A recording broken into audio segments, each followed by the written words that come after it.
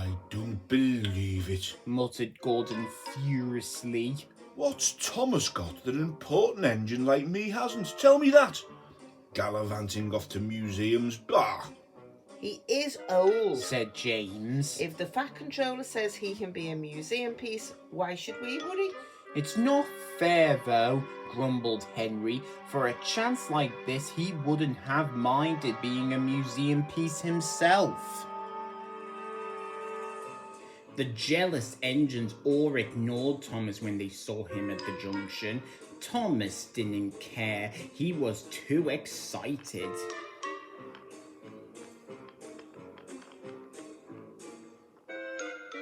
Why me? Thomas asked Percy and Toby. Fancy the National Railway Museum people at, where is it? York, wanting me to go there. They've never even seen me. Yes, they have, said Percy. On television, added Toby. The Fat Controller told us about it. He and Percy wanted to go with Thomas, but they knew that someone had to stay and run the branch line while he was away. How much longer until we can go? Thomas asked his driver every morning. 1 day less than when you asked before, laughed his driver. Anyone would think you wanted to be a museum piece. Thomas grinned. Gordon, Henry, and James are just jealous, he chuckled. Who else is at this museum? Is Flying Scotsman there? Or Duck's friend, City of Truro? We shall have to wait and see, said the fireman. I'll be very surprised if there isn't someone there you can remember from the old days. And that, of course, made Thomas more excited than ever. At last the day came. A large crowd came to the junction to see Thomas off, and the Fat Controller was there too. Goodbye, Thomas, he said. Enjoy yourself and be a credit to our railway.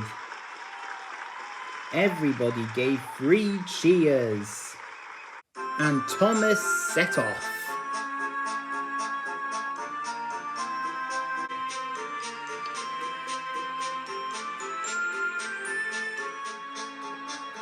They ran across the island and over the bridge leading to the other railway. It was a slow journey, but at last they reached the place Thomas's driver called Carnford, where they rested for the night in a big shed. The next day they went on. At Skipton, Thomas stopped for a drink and to let a goods train take over him. While they waited, it began to rain. In a signal box a little way ahead, the signalman opened his level crossing gates for Thomas and set the signals to clear. Suddenly, he heard a crack and then a rattle from the level crossing. The lock on a gate had broken and the wind was swinging the gate across the rails.